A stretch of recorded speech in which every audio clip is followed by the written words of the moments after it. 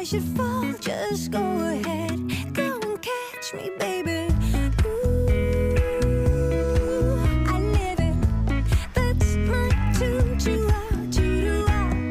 Ooh, I love it. Crank it up, yeah. Turn it up, turn up. You better be there when I shake. Watch me rockin' if I can't stop. If I should fall, just go ahead. Go and catch me, baby. Ooh, I live it. Ooh, I love it. Crank it up, yeah.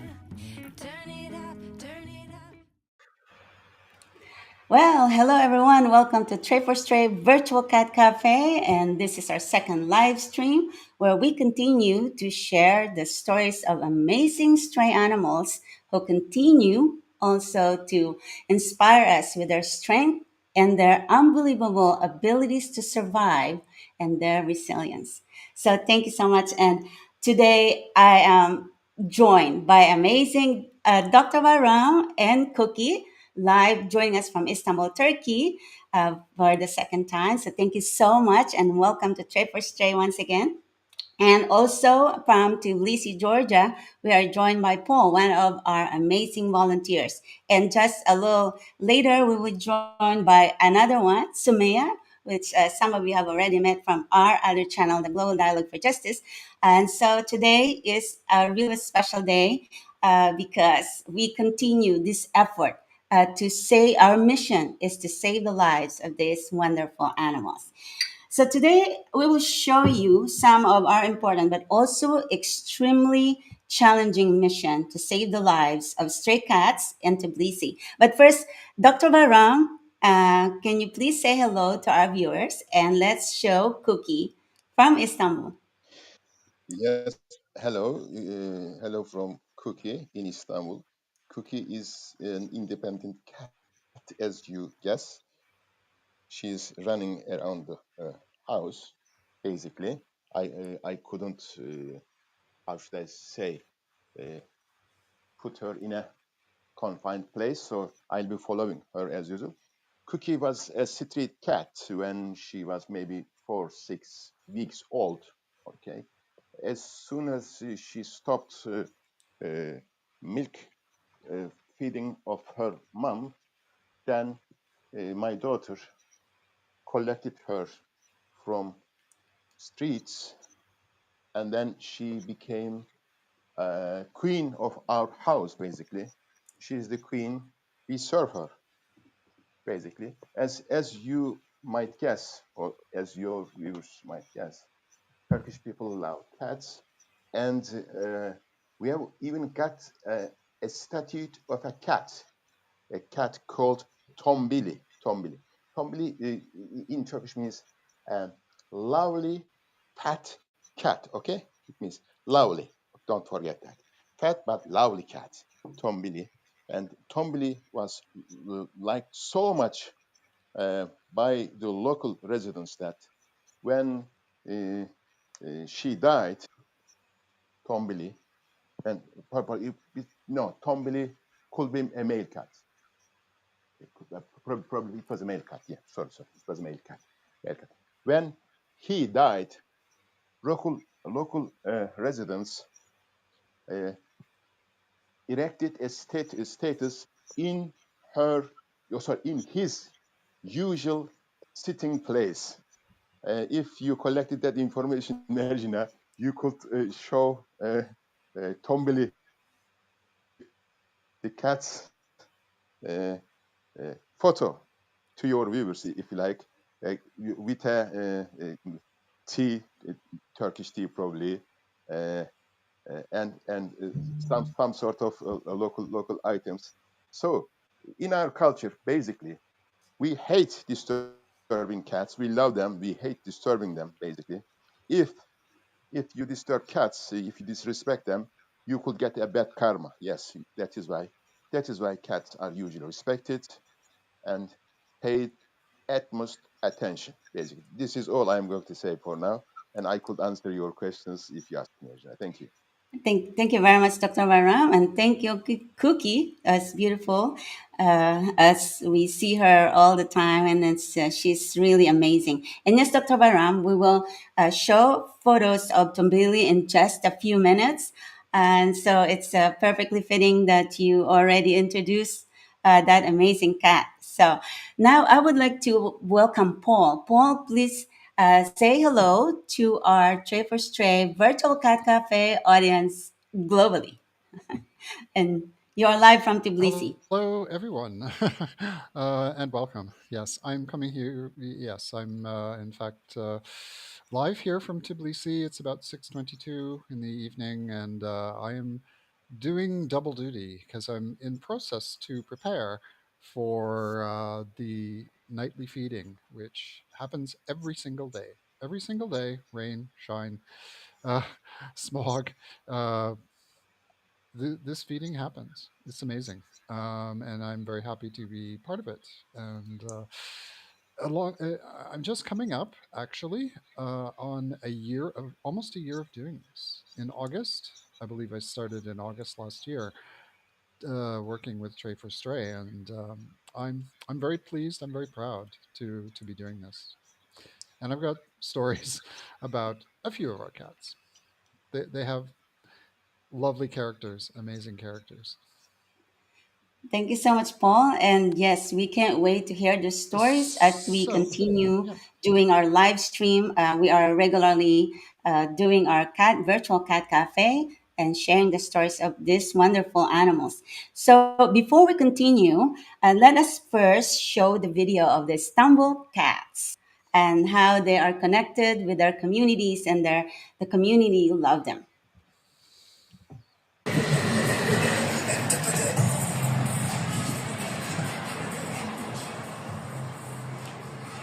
Here is too much street cats that are being fed by the residents of a street. Well, these are maybe 1 or 2 months of newborn babies. Uh, Let me show you where they are actually. Here you go. They are in a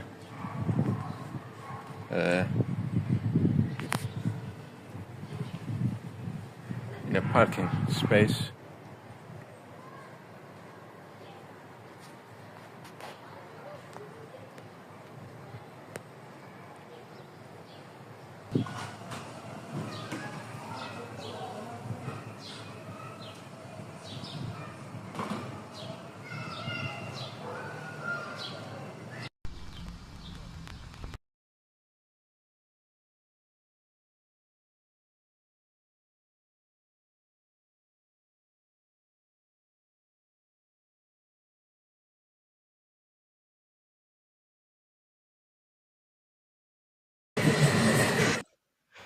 That is really, truly amazing. Thank you, Dr. Byram, for narrating that video and for sharing it with us. And also, I would like to thank one of our friends, Ufuk, who also shared some of the videos. And so, yes, it's a wonderful community.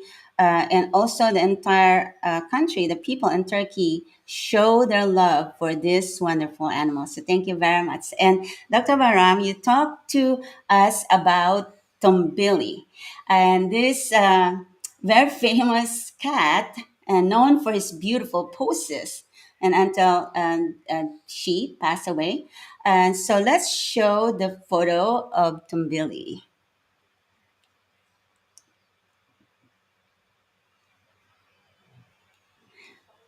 Well, this he's the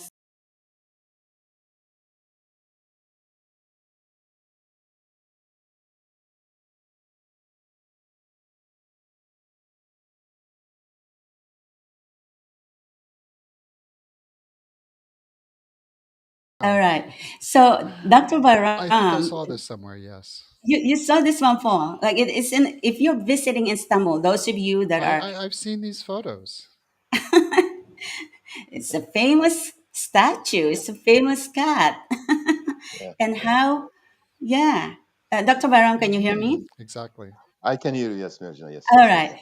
So that is an iconic and really, really nice photo where people, I think, many of those who visited, I think, how do you call this area? Kadikoy? Yes, Kadıköy. Well, Kadıköy, Kadikoy. yes, Kadıköy residents love cats and dogs. They are very well known for their love for animals, basically. Uh, Especially Kadıköy district is called heaven for cats and dogs. They feed street animals as if their own, and they get fat, as you might guess, from the tombili, the fat cat. You see, so uh, they are very well fed. They are very well looked after. Even though they live, I mean, street, the cats or dogs live in streets. That doesn't mean that they are not. They don't get their vaccination or regular care or all other like flea treatment and that. No, residents do uh, uh, get get the vaccination, flea treatment, or any other treatment of street cats and dogs voluntarily. uh, they might pay from their pockets. If not, depending on situation, or municipalities, local municipalities might pay free for their treatment. Basically, being a street cat in Istanbul doesn't mean that you don't have a healthcare issue. Uh, uh, so that they get their healthcare either from the residents or from the public funds, so that we are very actually happy to know this information and to let you know this information. Basically, street cars are looked after as if they are owned by somebody. This is all I'm going to say for now. Thank you very much, Mary.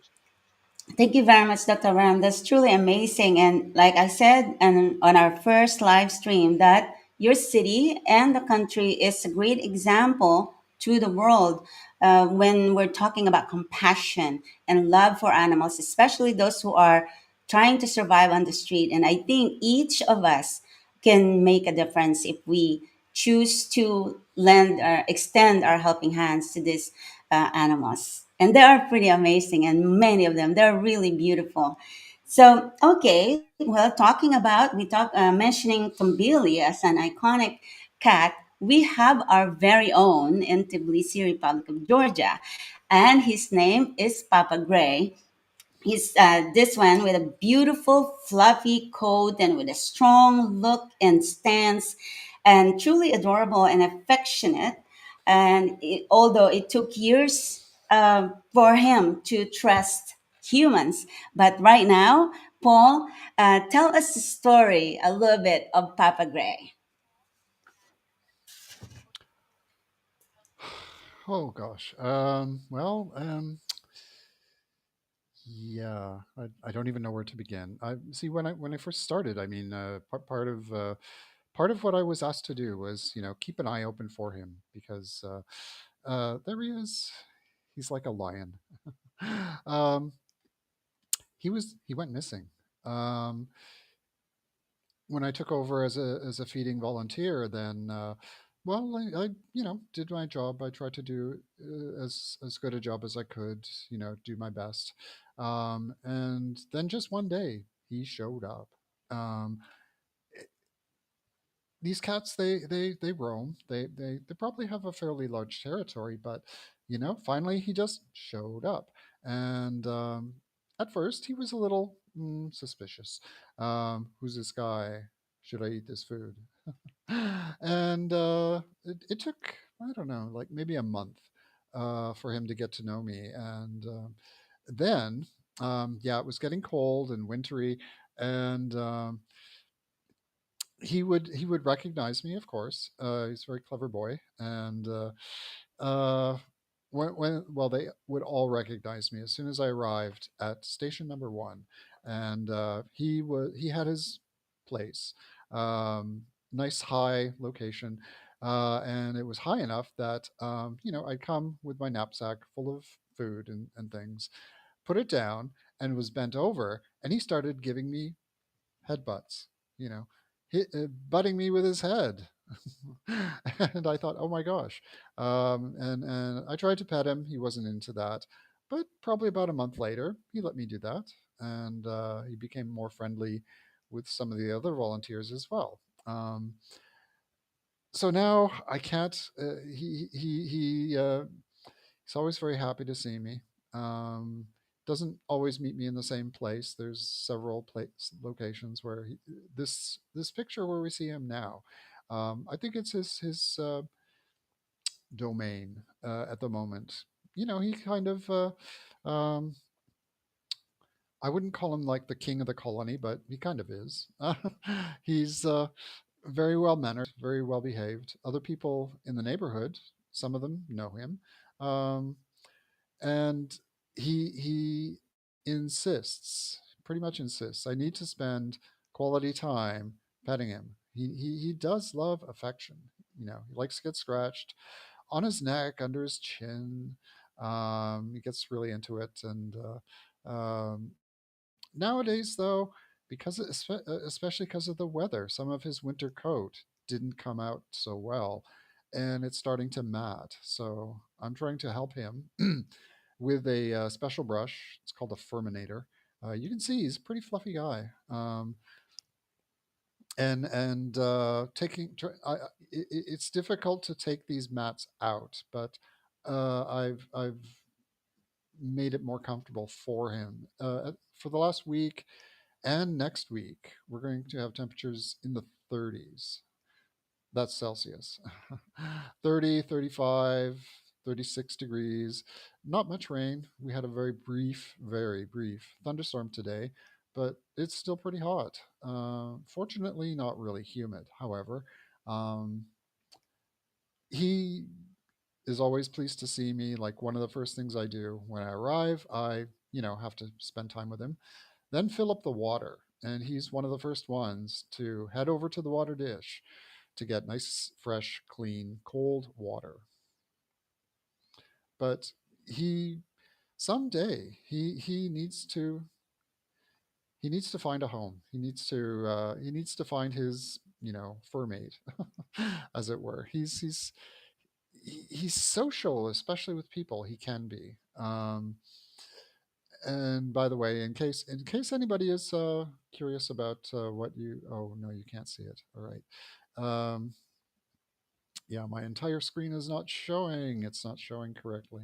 But anyway, he all these cats could use some help from other people. Some help, some sponsorship, perhaps.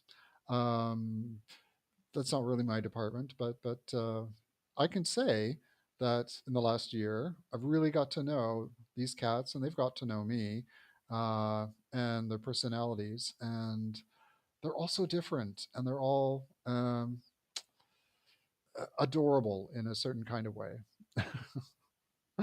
Whether it's how they talk, how they walk, um, how they greet you. The other cat who's, let's say, it's a miracle, to be honest, that she's able to survive well on the street. That would be Tammy, right? Mm. Yeah, that's what I was going to ask you, Paul. And But Tammy, before that, just a little. I was going to ask you about Oh, Tammy, but before that, I would like to share a little bit more about Papa Gray. When we started Tray for Stray in 2021, February of 2021, he was one of the two cats that really inspired us to start uh, the feeding. It's like one of the major projects we have undertaken is to feed animals, but he was very distant. It took months before, of consistency of showing him that we're good people, and little by little we now, after that we can pet him, and he we build that trust, but it took a while. So she's wonderful. So when we left last year, so that's what you said, that he disappeared. So he probably lost, his, even though we were not going to abandon him, no way we're going to abandon him, he didn't know that. So he disappeared for a while, and then now he's back. And so yes, we would like to find a home for him, because he doesn't really belong out there. I mean, he deserves a home. And the other one we're gonna ask you, because it's so important. This one is Tammy, and she is pretty much a disabled cat. She suffered from massive infection, and so her almost all of her teeth were removed. But then she is not. She's wild. She wasn't. We're not able to. She's not sociable at all, and so she ended up going back to the colony right there in Tbilisi, her area. But we would like to now ask you how we take care of this amazing survivor. She is such a huge survivor. So tell us now about Tammy. Right. Well, she's I don't know if I would say if Papa Gray was the king, then she's the queen. She's actually kind of small. There she is on the screen, and really lovely cat. She has this kind of funny smirk. That's because of her dental issues. But she appreciates. You can tell that she really appreciates. Okay. Uh, I don't know if this is a message for me or a message for you. Local recording has ended. Anyway, um, yeah, she. Well, I got to know that she's a bit special. That she's the one who must get soft food in order to maintain her her nutrition. Um, Cats without it happens very often that the cats get very bad dental infections and need to get a lot of teeth removed. There's a particular type of virus called calicovirus. Cats can get it, and as a result they get severe gingivitis so bad that their teeth begin to rot. And the only unfortunate solution is extraction. You have to remove the teeth. She does still have her fangs. She could defend herself if that was necessary. However, they can still eat. They just don't chew. She tries a little bit with whatever teeth she's got left, and it's always like fun to watch. But one thing that she started doing, I don't know, a couple, probably about 6 months ago. Um, Whenever I arrived, of course, this is where you see her. This is her spot. This is where she hangs out, and this is where she gets fed. So she started when I arrived. She'd be waiting for me, come running up to this spot, and do a kind of a little happy dance. And that was so sweet. She would just like rub against the fence and just dance around a bit, and still I can't to this date I can't even really touch her. I can put my finger up to her, she'll smell it. If I try to touch her, pet her, yeah, I'll get swatted. It's hard to say. It's really hard to say. It may be possible with enough love, attention, trusting. Um, she could become a house cat, but at the moment it's hard to say. But that could be a good goal, and I'm sure that there's cat psychology, believe it or not. So cats could. There are people who understand cats so well. Um, and I guess the internet is full of stories about this crazy feral cat that they somehow took in, and it became the love of their life. And the cat totally changed, and the person changed as a result. The cat became the perfect companion, and the person got to learn about cat psychology and trust. So So, that's for those okay. of you watching our live stream, our broadcast, our Tray4Stray Virtual Cat Cafe, and we talk about Tammy, and it's truly heartbreaking to put someone like her back on the street, but we try our very best, and we prepare, like Paul prepares fish, and also the high protein, high quality food.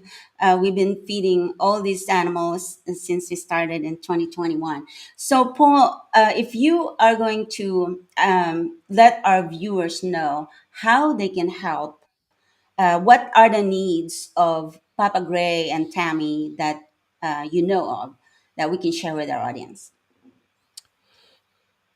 Right, right. Well, probably, they've been out on, most of these cats have been out on the street for a long time.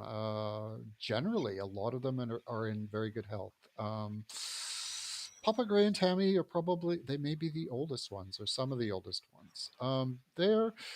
I can't say that they're showing signs of age, but it would be good if they could, be taken in for examination to a veterinarian, get some tests.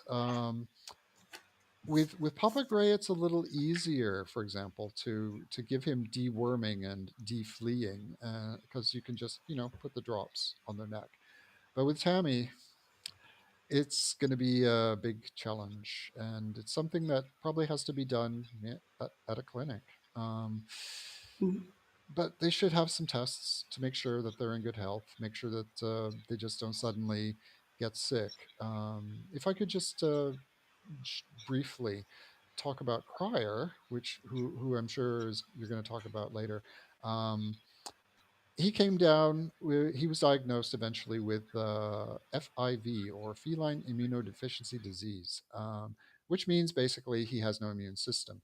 Um, he could not return to the street, but I could recognize the first sign that we there might be trouble. He didn't show up for feeding, and that was so unusual. He was always there, you know, despite everything. He was always there. He was ready to eat, and he also he's adorable, very friendly, loves attention. You can pet him. He really loves humans as well as the other cats. Um, and then he just didn't show up for 2 days. When he finally did show up, I realized, yeah, he's pretty sick. Um, Maybe even one more day. One more day or 2 more days on the street, he probably would not have survived. I knew immediately we had to get him in, and uh, Sumaya is going to give us more about his story, I think, a little later. But I hope this would be so heartbreaking if something similar happened with any of these other cats, the ones who have been, key parts of this colony. If something happens to them, it's it's going to be heartbreaking. That's all I Yeah. can really say So now. yeah, that's why it's so important with all these things that these cats they need. Of course, they need funding because we are self-funded. So we've been providing, the rescue, the feeding, sterilization from our own pockets, pretty much. And so this can only be done with the generosity of the people who love animals. And so we are reaching out for your help to for this in need. And we have one more cat in need, which is Beauty, and she also need, and Mama Gray, of course, and they need to be taken to the veterinary clinic as soon as possible. And for those of you who might be very generous and compassionate for these animals, there is a PayPal account available. One is from Paul, the one you saw, and also from Yassine, and they hear this on the screen. So you can directly send, if you want to sponsor these animals, and this will directly impact and help these animals in need. And if you have any question, we have the Cat Cafe at Tray4Stray.org. So, yes. So thank you very much, Paul, for all your efforts, for all your genuinely caring for these animals that Very we love welcome. so much. And I know that you're going to be feeding pretty soon, Yeah, going through I the feel like four stations. And yes. so we will I'm invite you I'm just again next live stream. just And off to the kitchen now to finish that. yeah, so Thank you. they will. I feel like They'll, they've become my cats too. You know. sure, I yeah, just you have wanted to so say I many feel in like all yeah the they've become my stations. cats as well. Yes, of course. I And so know. Yeah. they're Anyway, happy to okay. see you. They're Great. full. Great to be here. Yes. Thank you very much, Paul. See you I have soon. no Thank you. complaints. All right. Okay. Okay. Take care, everyone. All Bye right. bye now. All right. So, okay. Last week, we have shared with you, or we showed you a demonstration on how to make the authentic Turkish coffee. And this is some people are, thinks that it's very challenging to do this. So we thank Dr. Bayram and the amazing lady and the guy who showed how to enjoy this coffee. But wherever you are in the world, I think we should go ahead first and show the demonstration of this Turkish coffee making from last week.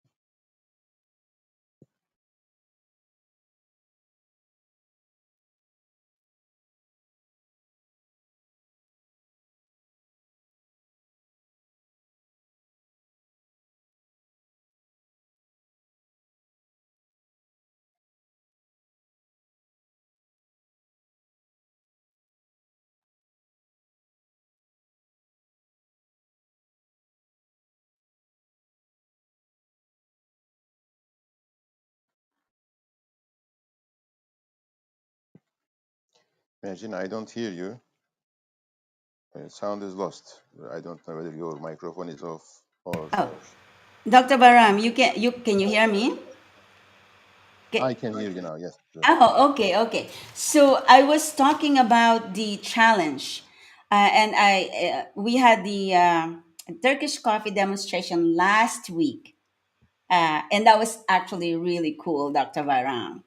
We're sharing how to make the Turkish coffee, and also with cultural significance. And so I was saying that those of you, people who love coffee anywhere in the world, we invite you to take a challenge, share your passion for Turkish coffee, and send us a video of Turkish coffee making skills just for fun. And our ways to connect with each other and people who love animals, especially those are out on the streets and trying to survive.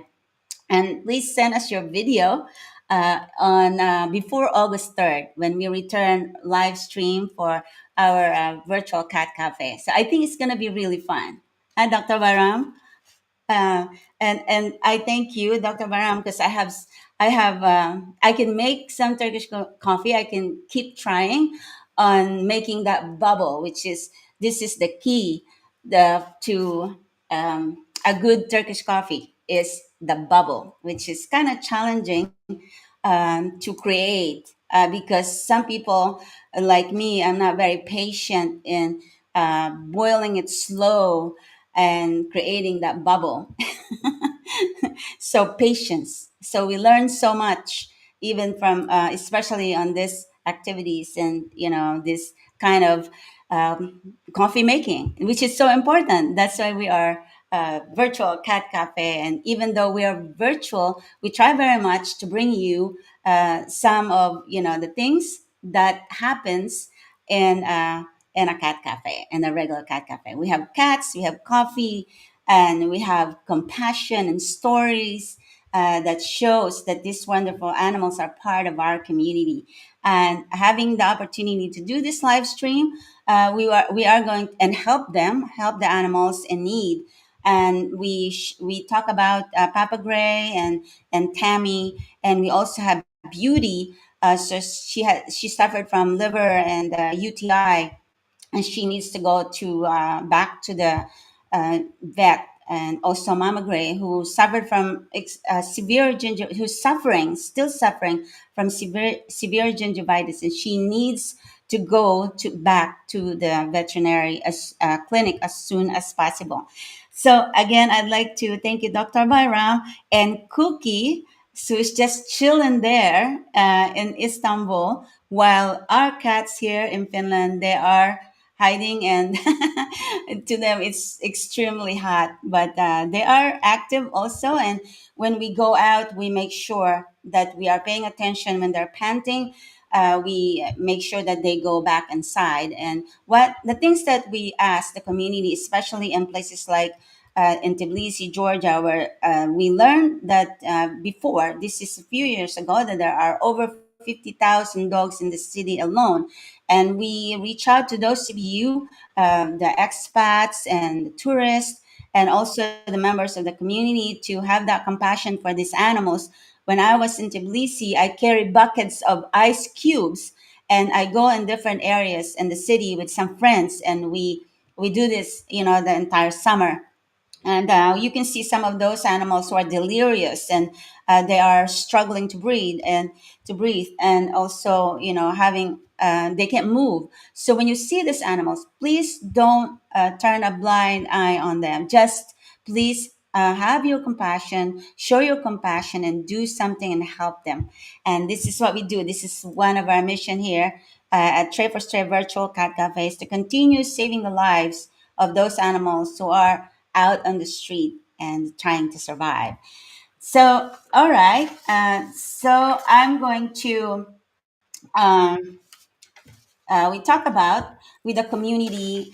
So I would like to ask you, Dr. Bayram, when in Istanbul, when you see a cat in need, like you said, there are community funding the hospitalization or the sterilization. If they see somebody, some cats or dogs that need help, they step up. The people step up on their own.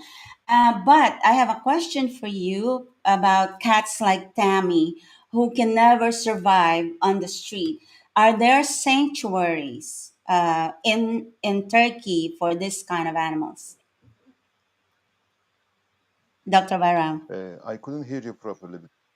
Oh, Uh, I couldn't hear you properly, Messina, due to the internet connection, I think. If you hear me,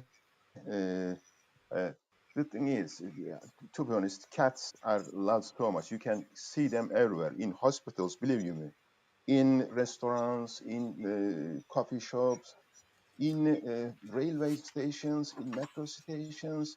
They are everywhere, basically.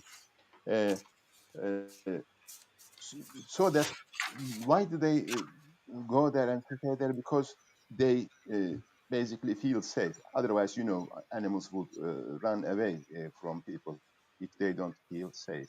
Um, what makes the cats or dogs safe is usually local communities, local organizations. Okay, uh, I think just a minute. Yeah, the thing is there are either local societies uh,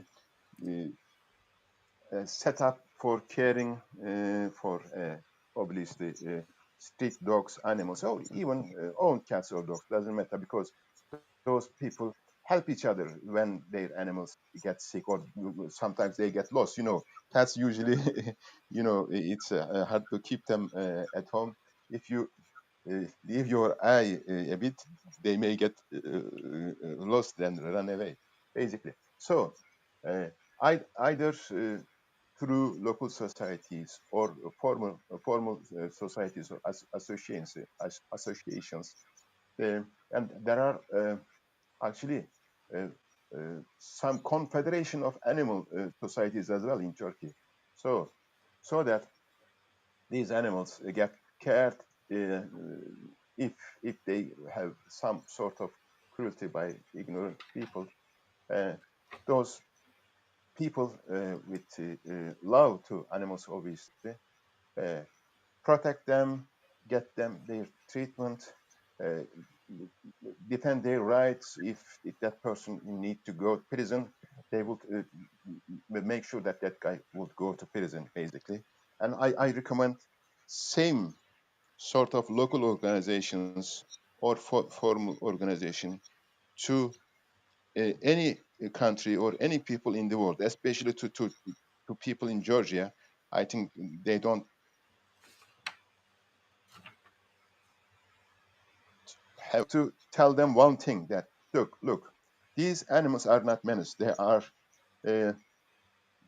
they keep your streets clean from rats, mice, or any other uh, actually vermins. Believe you me, so that if you had known the benefits of these animals, you wouldn't be cruel to them. Uh, I just would like to remind the people of Georgia or any other country who are a bit harsh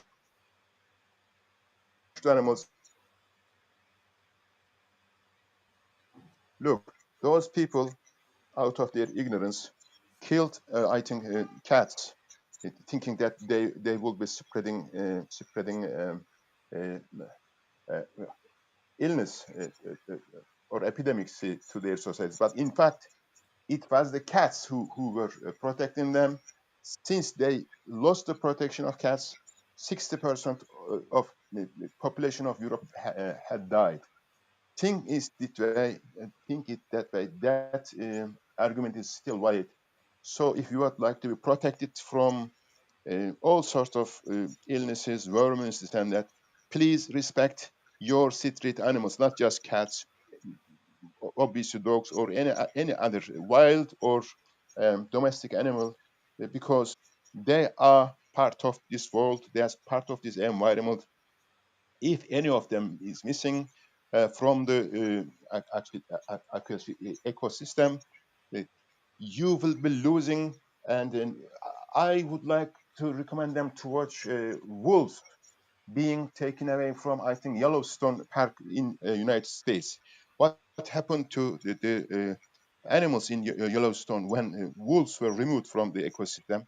They should watch, and then they should pay attention to their uh, local animals. This is all I'm going to say, Merjan. I thank you very much for giving me this opportunity to talk to your audience. Thank you.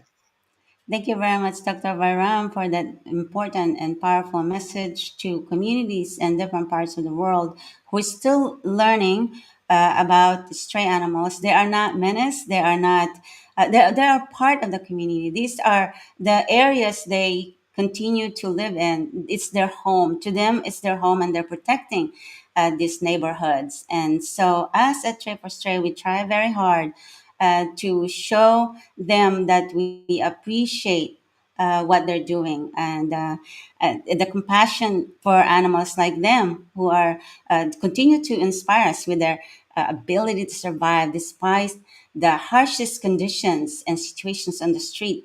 It teaches us about what humanity should be, and it's truly for us.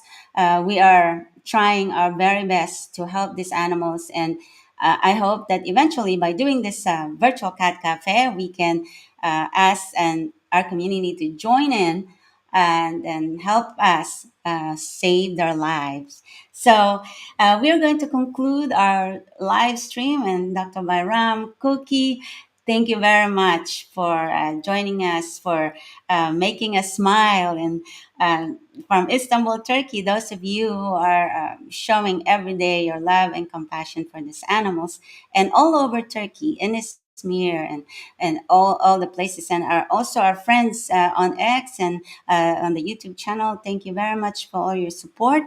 And so we leave you today and hope we see you again on our next live stream on August 3rd. So our video, our concluding video, shows that our world may be complicated, may be in chaos and disarray in some parts, but it shows that animals and nature, that our world is beautiful and we cannot lose hope. Here's that video.